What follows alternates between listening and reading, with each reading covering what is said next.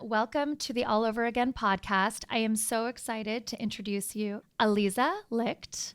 Aliza is an amazing human that I have been following for a while, even before all of these things have been transpiring, and Aliza's sort of newfound space and title as a Jewish advocate. I have been following Aliza through her marketing journey, and I am so impressed with everything that she has done over the years. So, Aliza, hello.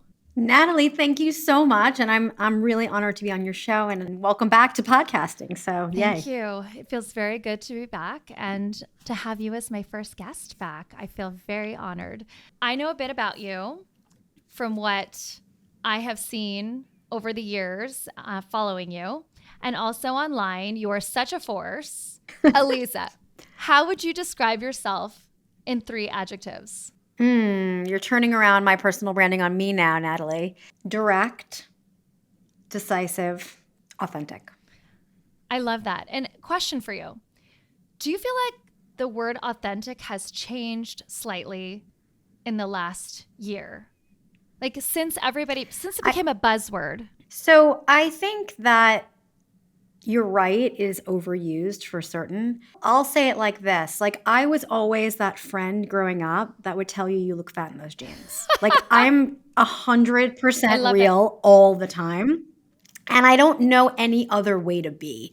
So for me, I've always found success by sticking to who I am as a person and applying that in different directions. So yes, it has been buzzy, but I think I've been authentic since the beginning because I grew up in a household that was like that. I love that. And I feel like there needs to be the authentic 1.0 and the authentic 2.0 sort of differentiation, right? Sure. And you are so authentically seeming to me, right? So I love that, but I wanted to get your take on that as a marketer because I think it's the word of the year, actually. Well, when I think back to, listen, at the end of the day, we're all storytellers, right? In marketing, communications, digital. When I think back to even my days writing as DKY PR girl on Twitter, an anonymous social media personality inspired by Gossip Girl back in the day. What was successful about that was telling people what was really happening behind the scenes, which behind the scenes wasn't something shared back in 2009. So I do think that just like telling it like it is and bringing people into a world that they don't normally have access to was an authentic way of storytelling that brands didn't do. So it's not something that's new to me, but it's something that was very gut intuitive. Let's talk about that for a minute. So you were the person behind the DKNY social persona. Then you sort of came out. I think you came out to be in the New York Times. For those of you who don't know B is a New York Times fashion columnist. And I met B during my brief stint in PR as well. She's amazing. I love that you too. I loved uncovering. So I was the SVP of Global Communications for Donna Karan, which is your traditional PR, fashion shows, celebrity dressing, working with editors, 101 PR. And, we were sitting around a marketing meeting one day thinking like, oh my God, there's this platform, Twitter, maybe we should be on it. And me being a publicist, I was like, well, the handle can't be Donna Karan. People will think she's tweeting. She's a person, not just a brand. So I was like, well, why can't it just be like anonymous, like Gossip Girl? We can have it be like DKY PR girl. And everyone was like, oh, that's a fun idea. Our general counsel was like, great idea. Aliza, you're the only person who can tweet. They just wanted really strict control over it. I was like, okay, I don't even know what this means to tweet, but sure, I'll do it on top of my day job. So I just started engaging with the community and living my life, quote, as a PR girl living in New York City, anonymously.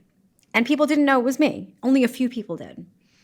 And when I talk about authentic storytelling, it was really like being able to share what was really happening in the day job of PR and fashion without naming names, without name dropping. It was celeb X and stylist X and editor X.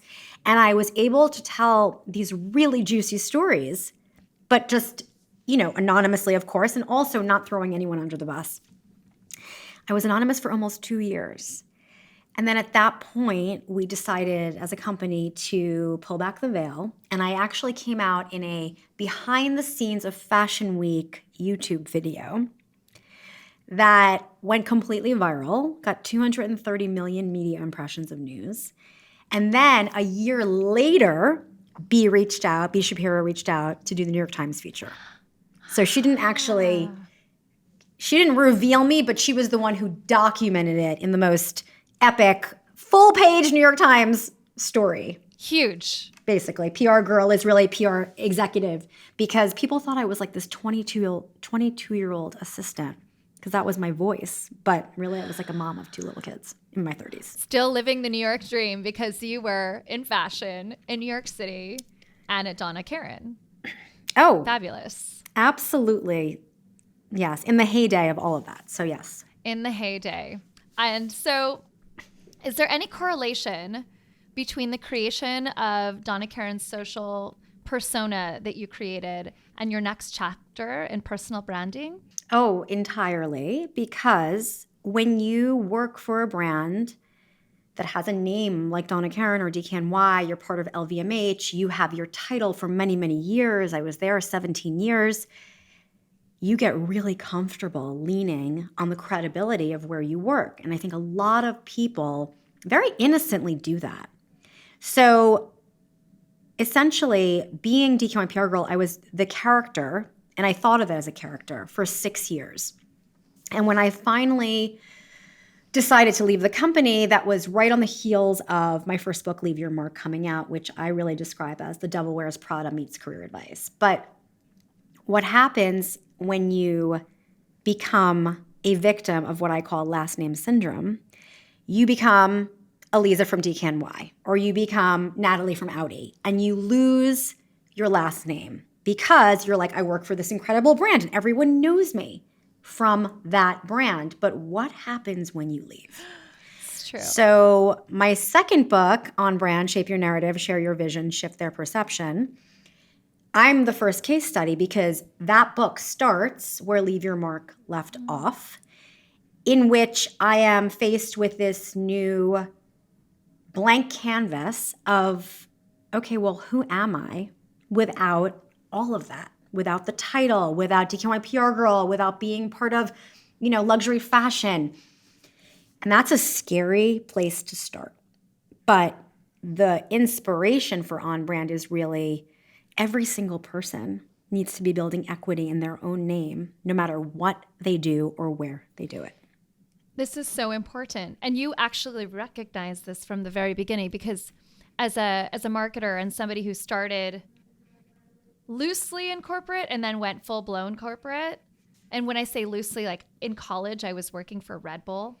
Like I was part of the first Red Bull PR agency. That's amazing. Little street team. It's funny. It's funny when I think about it, but first team ever in San Diego, California.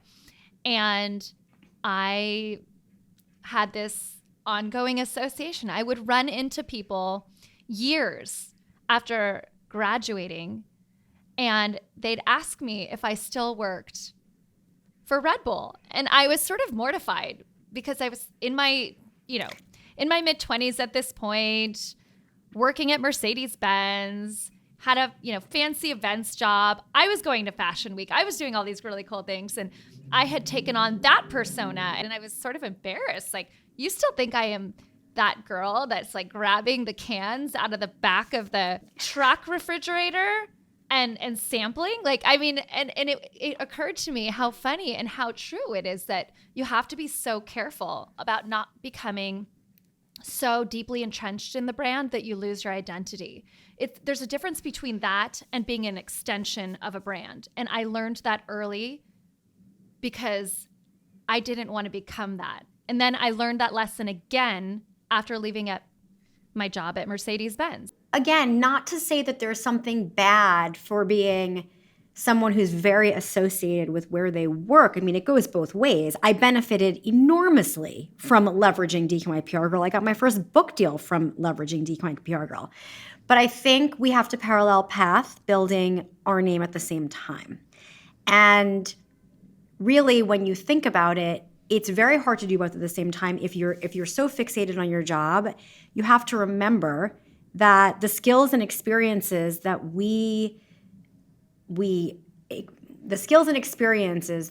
gain by having these really cool integrated jobs, they're ours no matter where we work. When we leave that company, there still are skills and experiences, right? So this actually very specifically connects the dots back to how I think about even a LinkedIn headline. A lot of people make the mistake of writing in their LinkedIn headline like their title and where they work. And in On Brand, I specifically talk about like, speak about yourself in the way that you identify. Like, I'm a marketer, I'm an author, I'm a podcaster. I can do marketing in a lot of different places, but you don't need to know that. You can look at my experience on LinkedIn and see where I do that. So I think the headline is a great place to really own your skills and experiences yourself versus applying it to a company that you work at, if that makes sense. It makes perfect sense because you still have that extension, but at the same time, you're talking about your capabilities in a broader sense. And that you're marketable Correct. beyond that experience where you are now. So that's a great tip. What's another something that I should have known back then that we might be able to save someone from, now that's in it? Something that you said earlier really resonated with me when you were talking about, your Natalie from Mercedes-Benz days, right? And how that person still thought you were at Red Bull. So the first subtitle of On Brand is Shape Your Narrative, because we don't take enough time to shape our narratives and communicate it out to our network. And the reason why that's a problem is in the absence of your story, people will make up their own version of it. And my mantra of what I consider to be the definition of a strong personal brand is when you've done the work to shape that narrative and communicate it out to your network so that people can speak about you and your value when you're not in the room and recommend you for opportunities that like other people haven't even heard of yet. And that doesn't happen by accident. That has to happen because you're really steering people in the direction that you want them to think about you. That's important. And you also brought up something else that's really interesting, is that having allies at work extends beyond your experience in whatever sort of space and place you're in at that moment, doesn't it, right? There's a capability for somebody to recommend you for a promotion, for leadership, something or another, what have you, and then later on be your advocate for something else or even a collaboration and. So I think that that's an interesting point that you just made that has so many legs. Yeah, I mean, I spend some time in On Brand talking about how important it is to earn that social capital, right? Not just to be able for someone to say, oh yeah, Natalie, she's so good at what she does. Like she's great to work with, but also you can call Natalie in a pinch and she's going to deliver. Or even raising your hand to support a colleague or someone, in your industry for nothing in return and building that rapport. And that's, to me, the earning of that social capital comes back in spades.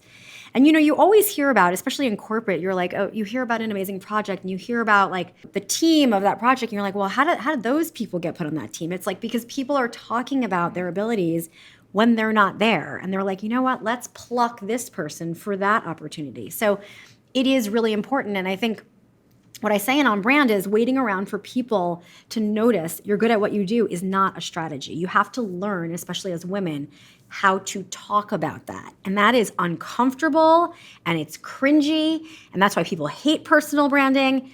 But it is essential to success. And I learned that very important piece of information when I worked for a PR guru, Elizabeth Harrison, who you probably know from your days. I know her extremely well. I love her. Elizabeth too.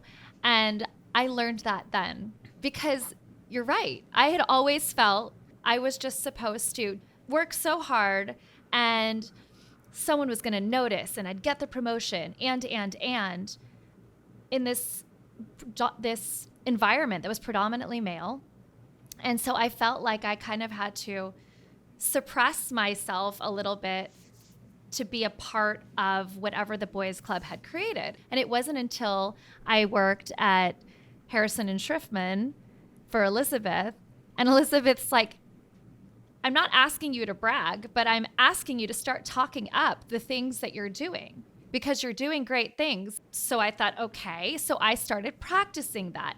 And that served me so well there. But then also later when I went to Audi and then I started doing my own thing, right? Like I learned how to sort of publicize myself. So that's a really interesting and important piece of advice. And I love that you know Elizabeth. Throughout, oh my God, I know her. I'm friends with her. I've been friends with her for a very long makes time. my heart yes, sing. and now I'm going to reach out to her after this because I haven't spoken to her in a little bit. But throughout On Brand, I give the reader these mental gymnastics exercises. There's an actual workbook in the book. And there's quizzes throughout. And one of the quizzes is like 15 ways to know that you're bragging, or how do you talk about yourself without bragging? I hate the word brag. I don't want anyone to sit there and just talk about themselves all day, but how do you make sure people know your value without just sounding gross? And that's a skill. So that's one of the mental gymnastics exercises in the book, because if we don't learn how to do that, I mean, this conversation wouldn't even occur if we were in a room full of men. They would just tell you how good they are at whatever it is they're doing, and maybe they are, or maybe they're not.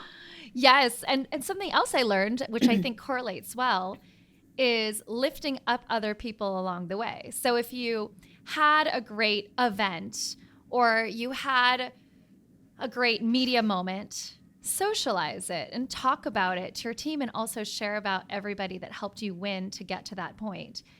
Absolutely. Absolutely. So I have a rule in On Brand, which is 1 to 5, which is for every one time that you're talking about a win, proactively amplify 5 other people. I like that. That's amazing. It's a good way to feel okay about talking about yourself, because you're also going to, at the same time, lift 5 other people up.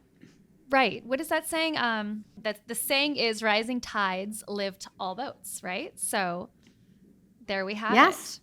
Took me a second. I had to remember that. Dig back into one of those things. Okay, so what was the defining moment in your professional career that made you pivot to becoming an entrepreneur?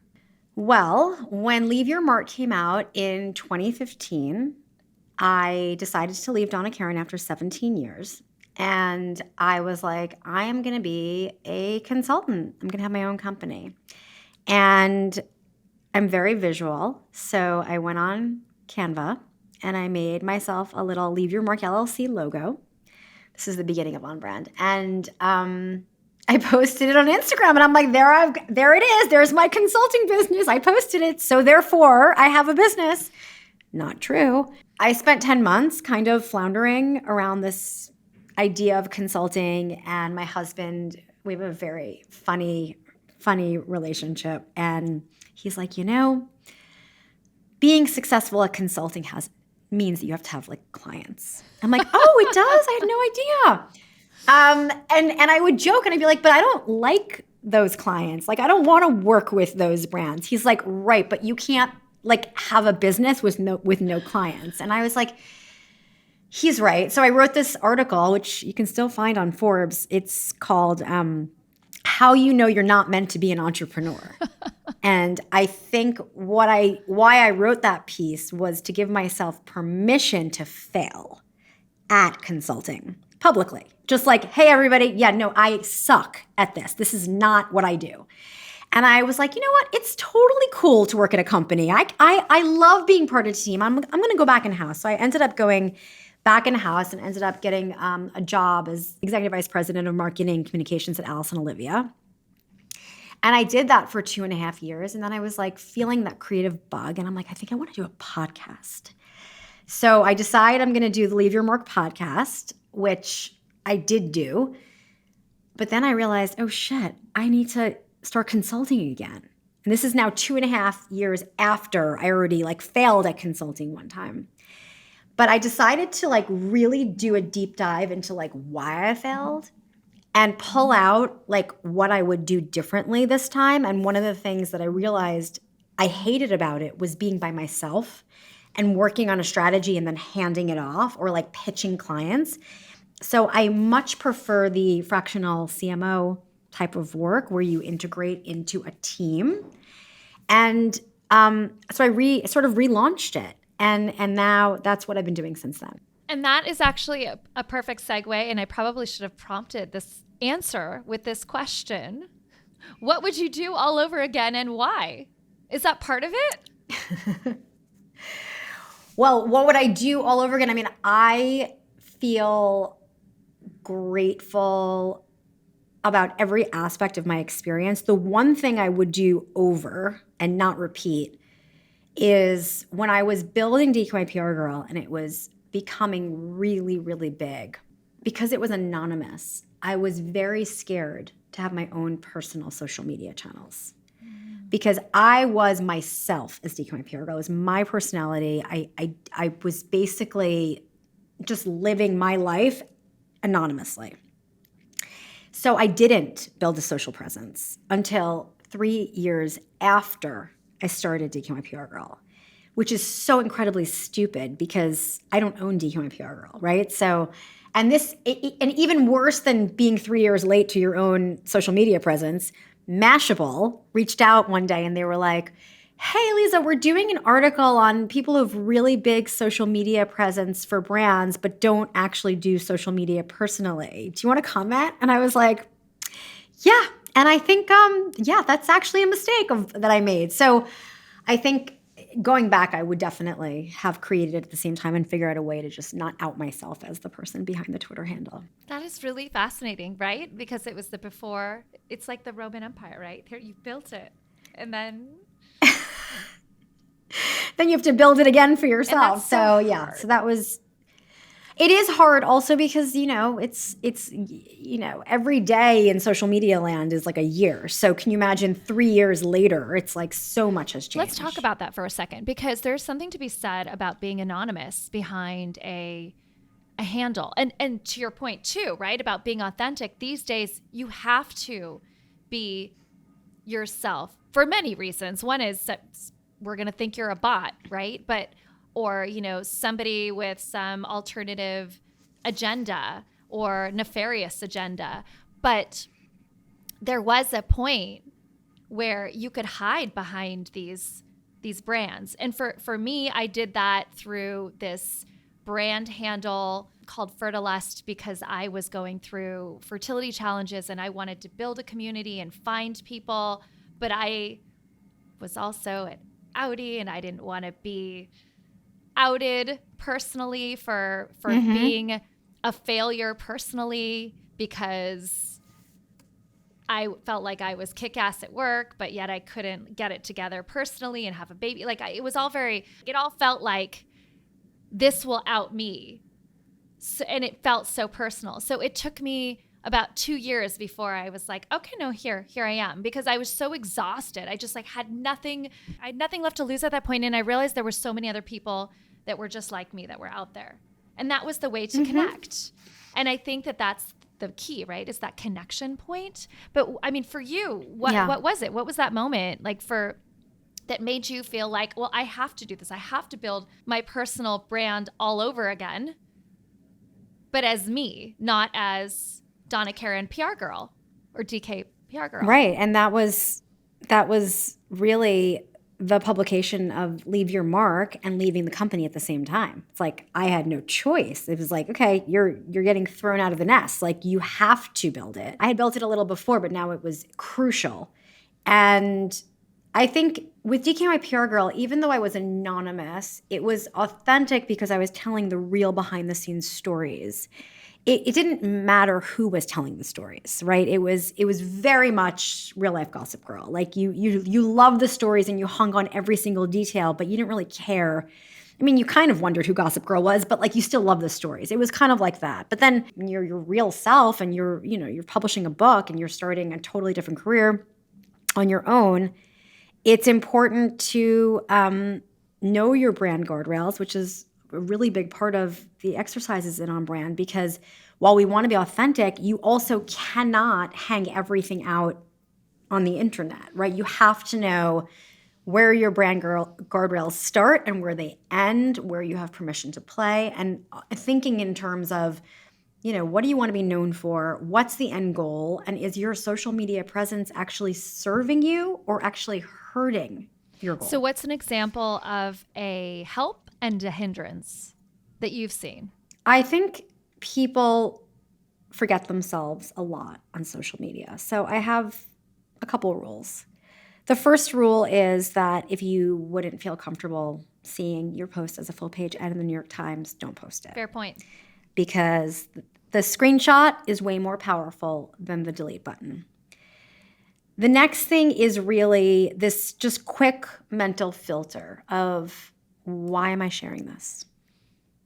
I think if you stop yourself before you post anything online and you ask yourself, why am I sharing this? In conjunction with, are my stakeholders watching? Like, is my boss watching? Are my clients watching? Is my investor going to see this? Like, when you really check yourself and then you check in on your brand guardrails in your sort of your mental filter, you will find that you get in way less trouble.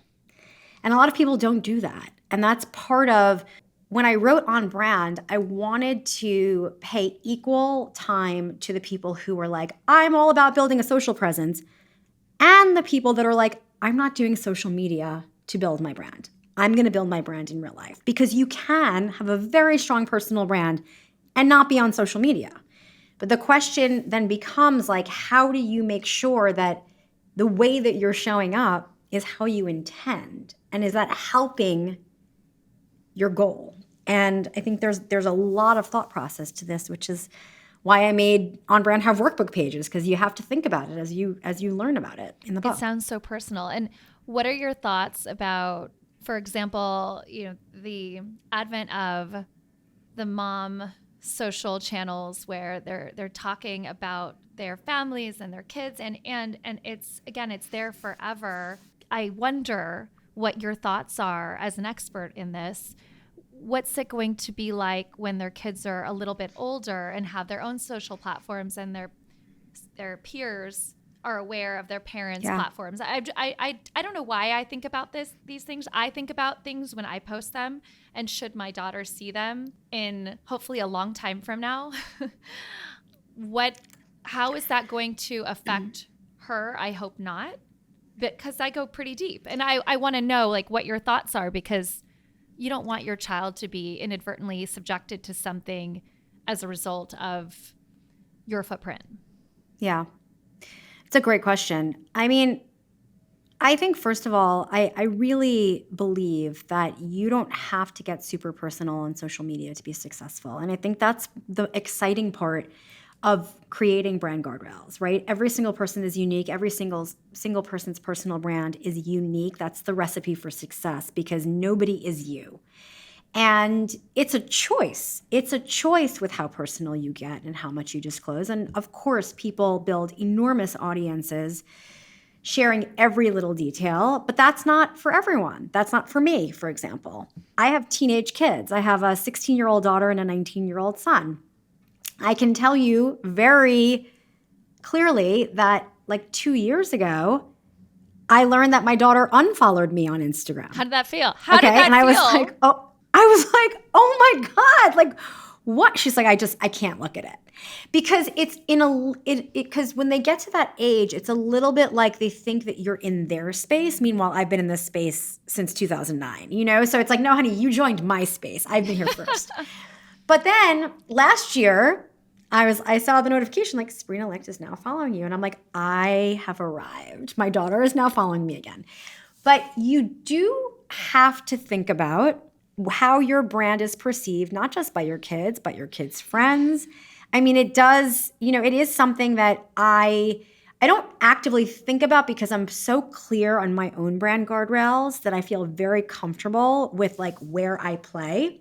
And if I decide to go deep into a certain content bucket, I'm going to always come from a place of knowledge and research and feel really confident in what I'm saying, or I'm not going to post it. So I think for the most part, kids that become part of the content strategy, they either hate that or they love it, and they become just like their parents. So I think it just depends on the type of kids that you have. Interesting. Okay. Yeah. Like I have friends who are influencers who have their kids are part of the strategy. And they obviously love doing it. They're little stars. It's like if you're like an actress and then you're the stage mom of your kids and then your kids start acting. Like it's similar. It's not for everyone, but for certain people it works really well. And for other people, the kids just revolt and they're like, I want nothing to do with that. It's curious. There's probably going to be some sort of documentary on this in like 10 years, maybe 5. I can't wait to watch it. Totally.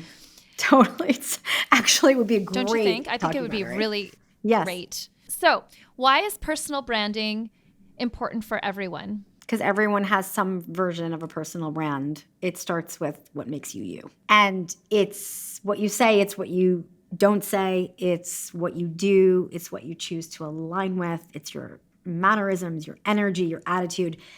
You're making an impression within 7 seconds of meeting someone. So I also think that like if you know that people are consuming you, don't you want to know the message that you're sending? Like, don't you want to be intentional about it? It's like when I first was meeting with the sales team at my publisher, Union Square, they were like, well, who's the demographic? I'm like, everybody. They're like, well, that's not a demographic. I'm like, no, everybody. Everybody is the demographic. Because you can't escape personal branding.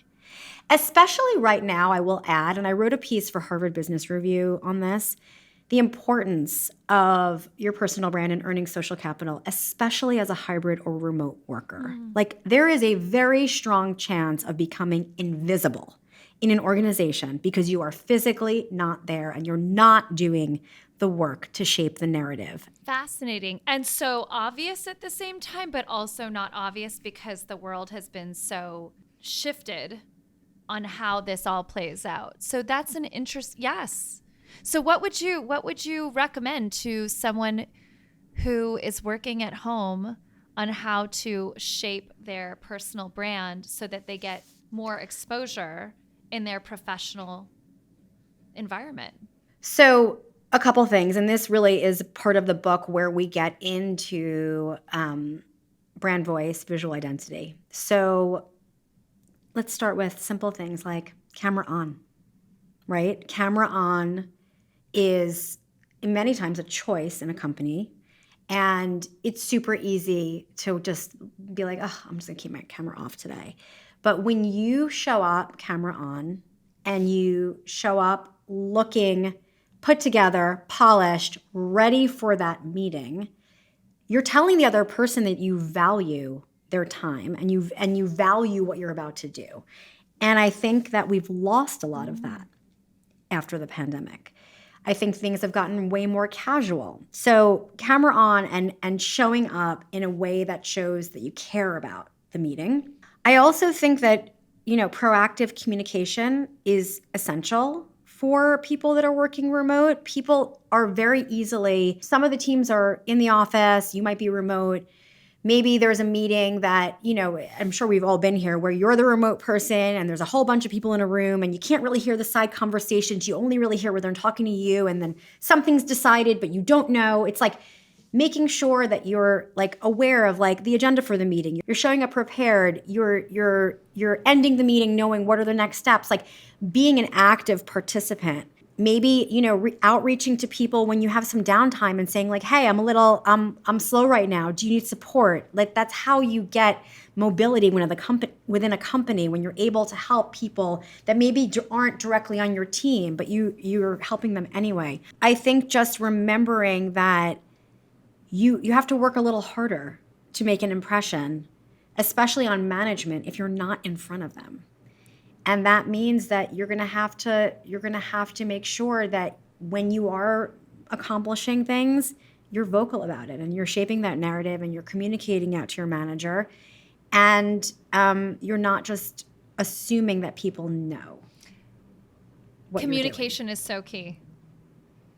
Yeah, it is key. And in On Brand, I have a lot of expert contributors in all different facets. And, Dory Clark, who's one of, I think, the number one communications coach out there, she's my communications expert and on brand. And I always quote her when I'm doing these podcasts because it's such a simple comment that she makes, but it's so true.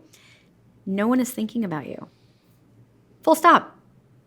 No one is thinking about you. So if you're not going to make the effort to make sure that you're shaping your own story, people will either not think about you or make up their own version. This is brilliant. Also, the first... She's brilliant. Yeah, but she's also brilliant. the other thing that came up in my mind as you said that is, when you're in a group workout class, and I don't know about you, I am not so coordinated with the dance moves.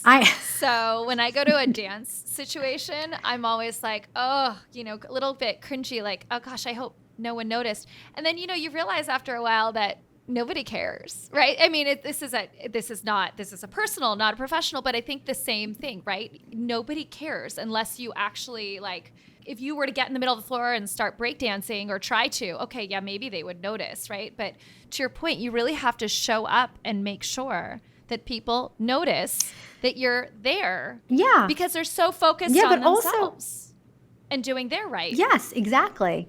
Exactly. And, I was on a call with somebody the other week, and she was like, I really want to start expanding my client base and including, travel. And I'm like, that sounds great. Did you tell anyone? She's like, well, no, not yet. And I'm like, post it on LinkedIn. Say that you're now going to be taking on travel clients. She's like, really? That's so weird. I'm like, why is that? How would anybody know? She's a photographer. How would anybody know that you're now going to do travel unless you tell them? She's like, okay. But it was like, I was telling her to I don't even know what, jump off a cliff. I was like, this is not hard. This is not hard. Is it an imposter syndrome Women thing? are... is it? I don't know if it's imposter syndrome as much as it is people are really uncomfortable talking about themselves. And that is one of the challenges that I try to help people work through in this book. Because we need to be able to be our own publicists. It sounds intimidating when you say it like that, though, right? I think the average person will hear that and say, wow, how do I show up to be my own spokesperson? So what would your number one piece of advice be? So I give a couple different tactics in the book, but there's one in particular that I think is a very low lift. Your email signature. If you're promoting something new, you want people to read your blog, you want people to know about your new podcast, put it in your email signature. So simple and brilliant. So simple.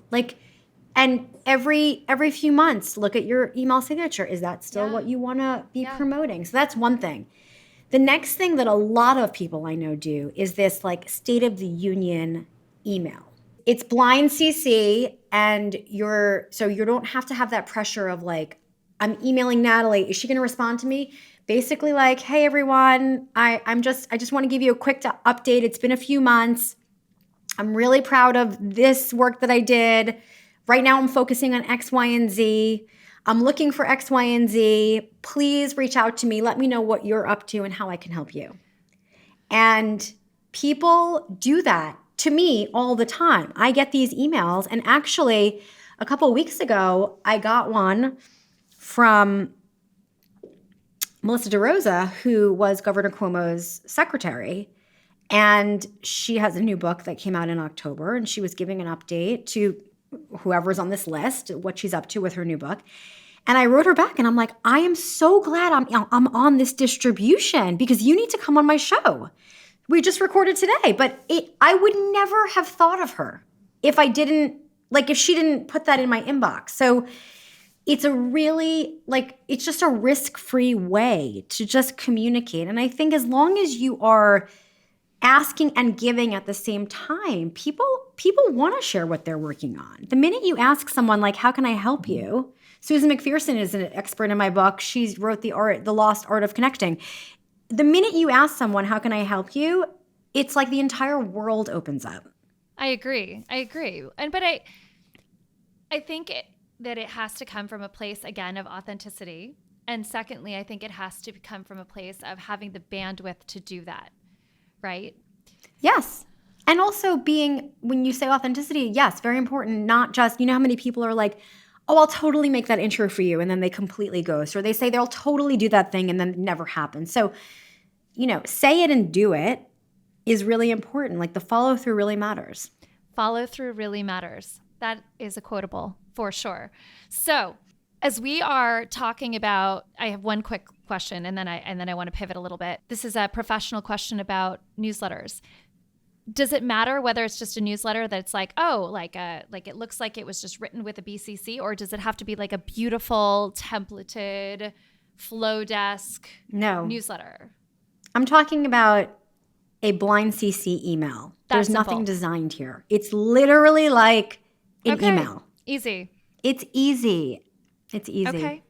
And I think it's important that we all remember that no one is a success overnight. And we look at you, and you are an absolute success, and you've done so many things. You're a podcast host. Not overnight. Author, you are a social media guru, but it didn't happen overnight. But people only see what they see today, right?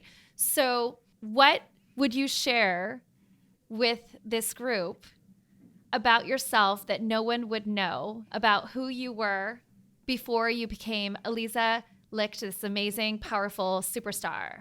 Well, I don't know about amazing, powerful superstar, but thank you. I mean, I think one of the things that I love doing is doing podcasts, doing TV, speaking on stages. Like, I love talking publicly. But I grew up absolutely horrified by the idea of public speaking because I had a stutter. And I stuttered my entire childhood, college. Like, it was ongoing speech therapy for years and years and years. If you told me when I was in 7th grade crying, begging my mom to write a note as to why I could not give a book report in front of the class, that I would go on Good Morning America and be like excited and happy about it, I would say that you're crazy. But I think the point is you can train yourself to do anything if you just give yourself permission to get comfortable doing it. It, like they say, it always seems impossible till it's done, right? I tell myself that all the time. So it took a lot of time and hard work and truly willpower, right, to keep on going with speech therapy to get you where you are today. So what would your message be to everybody to keep on going? Willpower? Like, if you had to stand up in front of a room right now and say, this is my takeaway for you as to why you should get started today and not be afraid by everybody who you see today that has made it. I think you only get comfortable by doing. You have to just start doing the thing that you say you can't do.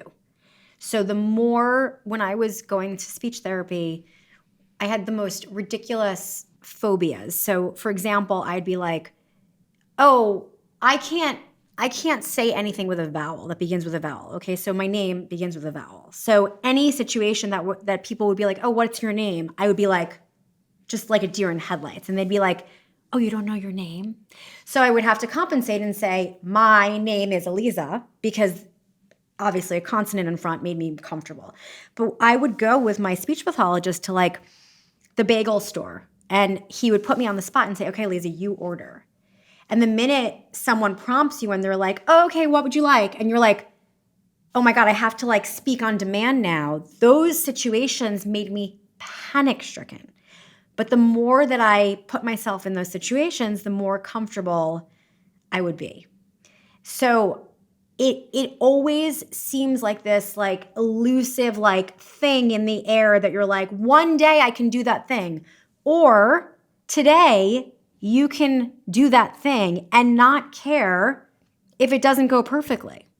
And then you can do it again and maybe it gets a little better. So it's not even willpower as much as it is not being afraid that the thing that you're doing isn't perfect yet.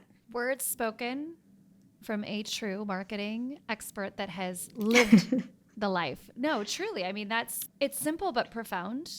and important. So thank you for sharing that. Of course. And so I want to pivot now a little bit because we've been talking about what you've been training yourself to be for.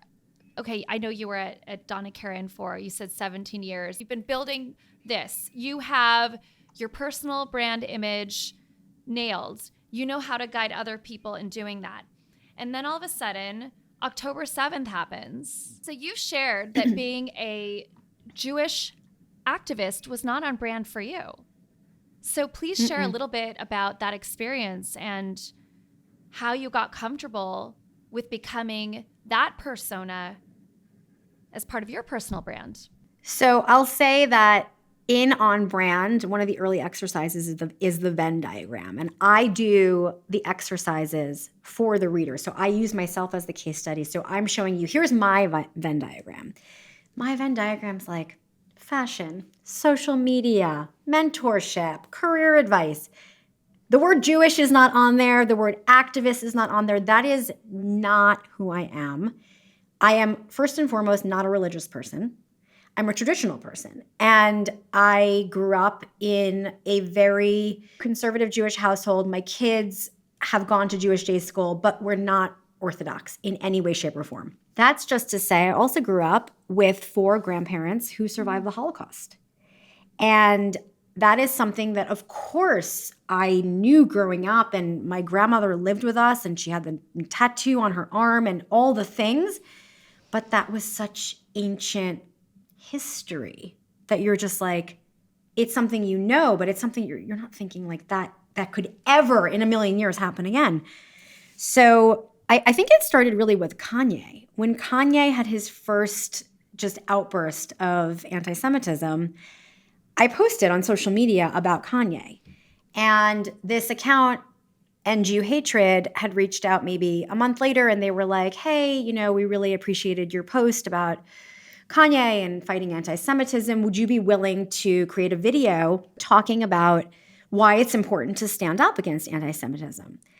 And I see this DM and I'm like, oh yeah, totally. But in my heart, I'm thinking, well, feels really random. Like, no, not right now. Nothing, no outbursts have happened from celebrities that I need to talk about this. Like in my mind, I'm like, it's quiet. Like, why are we going to bring this up? Like, let's just leave it under the radar. And I said, I'm really busy right now, but when I have time, or I'm thinking when it makes sense and it's part of more irrelevant conversation. And then my sister and I took my mom for her birthday to Vegas, October 6th. And we were in the casino October 7th, and I get a DM from And Jew Hatred, the Instagram account, and they say, Aliza, I'm not sure if you're aware of what has happened, but would you be willing to make a video? And you can picture like Vegas, casino, music, slot machines, like in the most happy, carefree environment. And I'm like, I said to my mom and my sister, I'm like, I need to take 5 minutes. I need to go to the room. I don't know what's happening. Let me, like, just got this really weird message. So of course I figure out very quickly what has happened. And I say to myself, like, you know what? I need to say something right now. And of course you have that moment where you're like, oh my God, this is like so not what I post about. This is like nothing, like it was so random for me to make a video like this. But in my head, I said to myself, your grandparents did not survive the Holocaust for you to be scared about losing Instagram followers. That's really what it comes down to. Because what was the risk? There's no risk. I know what I'm talking about. I'm very, very well educated on history. So the question becomes, are you scared because you think you're going to alienate friends? Well, then they're not your friends. So I recorded this video and it went viral, like immediately. And I think it went viral because people were not, this kind of content didn't exist yet. Now we see it every day, but it was minute 1 of this tragedy. And then it became so clear just from the reaction of people that people needed it. and they needed someone who had the stomach, quite frankly, to get the hate back, to be able to stand up and give them content. I really saw myself as giving people content that they can't produce themselves, but that they would feel comfortable sharing. So then it became like really feeling like a mission for me to continue. And so I did that, and then you realize that like you still have a book to promote, and you still have business, and you still have other things. So I told people like in the new year, like I'm still who I am. This is still very important to me, and I'm still going to talk about it, but it's going to be integrated into my personal brand, which is a lot more things. And the reaction really was, we love that side too. Like there were so many new people who were following, but they only knew that one side of me. So one of the things that I say in On Brand is, Perdori, like no one's thinking about you. But the other thing is you have to reintroduce yourself to your network over and over again in new and interesting ways. So because there were so many new followers, a couple of weeks ago, 2 weeks ago, I was like, it's been brought to my attention that a lot of you don't actually know what I do. You think that this is just my job of Jewish activism. This is not my job. So I reintroduced myself to my network, which is a really great tactic to do. You can do it on LinkedIn. You can do it on whatever platform you're on, is just to say, hey, there's a lot of new people here. I just want to, say hello and give you like a little brief background. It's a great way to signal that new people are following you. It's a great way to re-message what you're working on or what you're looking to do. Yeah, so now I've become like a news source / I guess, analyst, correspondent. I don't know. It's been crazy, but it feels like that's what I'm supposed to be doing. Does it feel like it's part of your purpose? Very much so. Very much so. And also, quite frankly, like it also, what has happened has made other things that used to seem so important, like book promotion, seem really insignificant, So it's like now trying to like, we've been living with it for a couple of months. So it's like now trying to find that balance. And I just have to say thank you to you, Natalie, because you reached out so early as an ally. And I greatly, greatly appreciate it because, so many people didn't. And that hurts my heart because I don't know. As you've been talking, I've just been getting the chills over and over again. I think that I know what it feels like to have a purpose that burns so strong that if you don't say something, you think you're literally going to crumble and die. So I think that it's so powerful that you took that moment, that experience, and shed light on it with facts and with truth to so many who truly needed to hear that they had support. And the reason I reached out, because I didn't know how to do that on the social platforms, and I was re-socializing things that you were saying and Sam was saying, and even Claudia was saying. And those moments, your voices allowed me to be able to express my solidarity with breaking the hate. And because no one should be where we are. It's still confounding that we live in a time, because I'd heard stories from my mother, my father. Like I'd heard the stories, but we'd read them in textbooks, but I didn't think that was our reality. And I didn't realize that the world became so woke, so to speak, that we fell asleep, that there was this brewing hatred. I thought we were, this sort of enlightened bunch that were, creating these beautiful children who were promoting kindness. And because I feel like that's what I was trying to do. I was trying to go through all of my stuff, which again, like so insignificant in the scheme of everything, so that I could show up and be a better parent, right? And teach my daughter kindness and not to be a bully or be bullied and know the difference and all the things. I just didn't realize that there was this much hate. I didn't realize that the indoctrination of hate is a real thing. Even though it's been told to me, I didn't understand it. And by that, I mean, I've been to Israel. My father had Israeli friends that he met on a plane. My dad was that person. He would meet people on the plane and they would become his forever friends. And I love that. my dad was that person. It was amazing. He was born during World War II in Poland. And it doesn't matter, that he was raised Catholic. There's a lot we'll never know about his family because most of them died during World War II because of being caught in the middle of the war.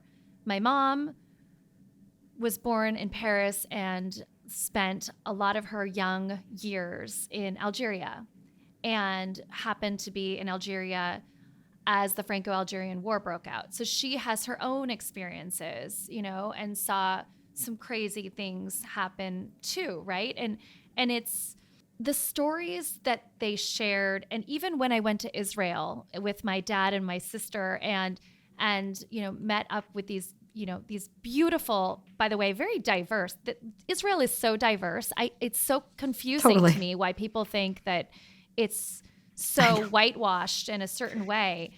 It's crazy. It is one of the most diverse and truly inclusive places I have ever been in my entire life. In fact, I've never been a place that is so accepting. You can be you in Israel, whatever you want to do, you could be. And it was so eye-opening. Going to Jerusalem, having there be streets, you've got your Jewish section, you've got your Muslim section, you have your Greek Orthodox section, and everybody is amicable and gets on. And I was like, well, where is all of this struggle and strife that everybody talks about in the media? And I didn't see it there. Granted, I was there for 2.5 weeks of my life, so it wasn't like so long, but it was beautiful. But I felt it. You saw a very accurate representation. That's why anyone who actually goes realizes how much the media twists what actually happens there. I mean, I had the honor and privilege of listening to Yosef Haddad speak the other day. He's a very famous Arab-Israeli influencer / journalist, and he was born in Israel. He's Muslim. He was not required to serve in the IDF, and he volunteered to serve in the IDF because he loves his country. And he was the commander over Jewish soldiers, and they're brothers. It's crazy, the misinformation and the propaganda. And I guess that's also why I feel so compelled to speak up and try. I mean, I know that I'm not solving it, but to try to, if I can educate at least people in my own network, because there are people who I don't expect people to know all this history. It's not like they studied it growing up. I did, because I went to a Jewish day school. It's crazy. It's just crazy. And how do you recommend that non-Jews can be allies? What are ways in which people can show up for the Jewish community and their friends? Thank you for asking that question. I really think it's reach out to your Jewish friends and just say, it's never too late. How are you doing? How are you doing? I worked on, the Break the Hate campaign, which the Instagram account is breakthehate.world. That really is an Instagram account dedicated to inviting people into a social movement of inclusivity and saying we denounce anti-Semitism and all forms of hate.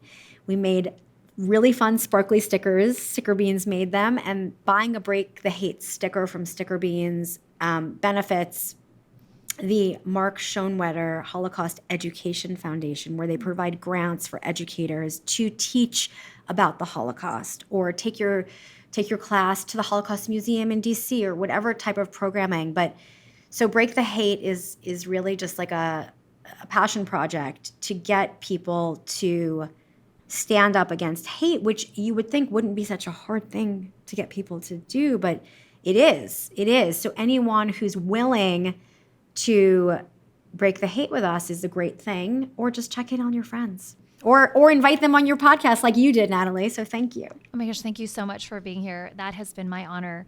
So what inspired you to create the Break the Hate initiative? Because a lot of us post October 7th, one of the positives, if you can name a positive, is that the Jewish community came together in a very, very strong way. So we're all in these WhatsApp groups, and there's so many text threads, and there's so many groups, and everyone is sharing the same news back and forth, and discussing the news, and sharing social posts, and did you see this, or did you know about this? And I felt like so great that we're all so well informed, and we're all reading and talking about what's happening. Great. But is there a way to do something? I just felt like I needed to do something, not just participate in this back and forth ping pong of news. And, obviously I'm a consultant in brand marketing and social media. So in conversations with Claudia and Sam and other people, I was like, can we put an initiative together to break the hate? And, we all kind of like tossed it around and tried to think about the best way to do it, and what was the path of least resistance, and what would people be comfortable doing, and people who haven't spoken out, are they going to really do a video? So I'm like, I'll just make a logo, and if people just share the logo, that'll be great too. And the hashtag really caught on, and it has become I'm very proud of it, a staple in so many people's posts. So even just posting the hashtag break the hate, that's a great thing to do. You don't have to do that much. So yeah, it was really just wanting to do something, and to have, and now of course in that channel we share news and other things like that, but that was the inspiration for it. But Samantha actually at us did, her new 2024 New Voices campaign, where she's gotten a ton of celebrities to speak out for the first time against anti-Semitism, which is fantastic. And you can see that on the Instagram handle 2024 New Voices. I've been watching the great work that both of you are doing, and it's so inspiring. And something I want to have you elaborate a little bit on is this misnomer that if you are anti-Semitism, that you are for some reason Islamophobic. I don't understand why people feel like you have to be one polar opposite of the other. How would you address that? Because I feel like the world is suffering at the hands of terrorists, and I don't understand why that's not so clear. What would you say? It is, I would say that people should stand up against all forms of hate. There is no place for hate in our world. The world is way too complicated as it is. So you can be, by the way, you can be against anti-Semitism, pro-Israel, and pro-Palestinian. I would love nothing more than Palestinians to live in a place in Gaza, if Gaza could become this amazing vacation spot. But it seems like there's just this indoctrination. And now we see the education starts when they're little kids. And it's going to take a few generations to undo that, unfortunately. But you can be against all forms of hate. It's not, by the way, I don't think this is just about Jews in Israel. I think this is about Western ideology. I agree. And I think that affects way more people than just Jewish people. This is seemingly the first layer of something of which I don't think we will completely be able to wrap our heads around unless there's another 9/11 in the US. Yes, I have said the same comment, and it's a horrible thing to say and think, but it is true. I'm sorry I said it, but No, I said it too. I've said it to other people, and you said it very normally just now, and I was like, yeah, I've said that. Unfortunately, and by the way, Natalie, it's they're literally saying that. They're literally telling us the plan. So is everyone just believe people when they show you who they are the first time? That's really the lesson here. They're literally saying the plan. And if you choose to ignore it, well, we'll see how that goes. I'm in firm agreement. I think extreme anything is dangerous. Extreme anything, totally. Any platform, any religion, any political structure is scary, right? Agreed. And we're seeing that here in the US. We're seeing that abroad. It's crazy. But when you get to the level of terrorism, and Hamas and these ideological, sort of psychological oriented, this sounds crazy, but they're very seemingly not sophisticated, but they're so sophisticated to be operating the way that they are. There's a lot of money. There's a lot of money behind. It's scary. It's scary. And somebody made the joke the other day. I mean, it was funny, but it's not funny. Someone was like, the next time someone asks me like what agencies I think are doing a great job in marketing and PR, I'm just going to say hire Hamas because they're literally killing it. I mean, the first few times that I posted about things and I got, my ass handed to me on social media, I was sort of offended. I was like, wow, I didn't even say anything about this. Why are they coming after me for, of course it's awful. These poor Palestinian children that are like, but I didn't say that. I just said I'm against anti-Semitism. It's a non sequitur. Like, why does it have to be grouped together? Why is this person gaslighting me? And then I realized over time, pretty quickly, that there are these bots, right? And then people started outing the bots and that it's not just coming from Hamas PR, it's China and Russia, right? And listen, if you follow the money trail, think about it. All of these groups have a stake in the game. No eyes are on the Ukraine, right? No, I shouldn't say no, but less eyes are on Ukraine. Less eyes are on, China, Taiwan. I mean, this is not brain surgery. And you know a lot about history. I am learning as much as I can about things, but I would not consider myself to be an expert, so I'm not going to weigh in on that. But in all forms of our lives, if you follow the money trail, it will always give you the answer, even personally. Yeah, right? So true. So true. Well, I have loved talking to you. With that, Same here. Last parting? What is, if you could share one thing with the world right now about anything, what would it be as parting words? Parting words. So I'll share two things because I think they're both really important. 2 Post-it notes that every single person should have on their computer. And just permanently, you can choose whatever color Post-it note you want. The first Post-it note should say, "Why not me?" Because you will never find an answer to that question. And I have consistently, whenever I have felt that something's not working or someone said no or whatever, like my podcasts, people said no to working with me. I did it anyway. It's like, why not me? Why not me? And the second Post-it note, which I also really love, is if you're in the room, you belong there. And a lot of people, when they get in the room or they get a seat at the table or they get an opportunity, they waste time thinking like, are they smart enough? Are they good enough? Do they deserve it? Can they handle it? But really what they should be doing is, what kind of impression do you want to make now that you're in the room? That is brilliant. See, I couldn't even muster the word because I was so spellbound by it. But it's like, if you have that on your computer and you see that, it's just like a really helpful reminder, because every single person is going to have moments of self-doubt. But like, when you tell yourself like, okay, but like everyone has self-doubt, then like, stop doubting yourself. You got the opportunity. Now crush it. Or they said no, but like doesn't mean it's forever no. Why go to somebody else? Like, why not? Maybe it's just, I mean, when I got turned down for my podcast from like every production company, I was like, why should I not, like, why can't I do this? And I just Googled how to do a podcast and then did a podcast. So we get in our own ways, but if you have those Post-its, they're really helpful. I love the Post-its, and I especially love the why not me. And also, I think we shouldn't be afraid, right? To, if somebody says no, maybe it's just not right now. Maybe it doesn't have to be forever. Or maybe that's not the right person to ask. Maybe it's not the right person to ask. I love this.